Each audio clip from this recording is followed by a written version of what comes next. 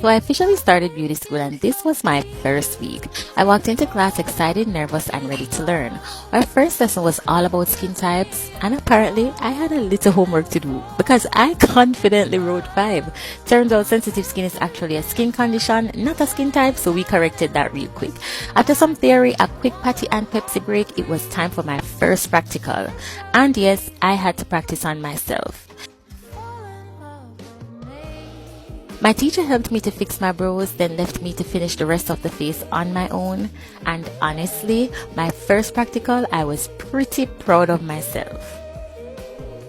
And of course, I had to take a mirror moment because I was feeling myself and very proud that I was able to create this look on my own, of course with the help of my teacher. And this was the face after a few hours later. Still looking pretty good. Week 1 complete. Now let's see how much I improve from here.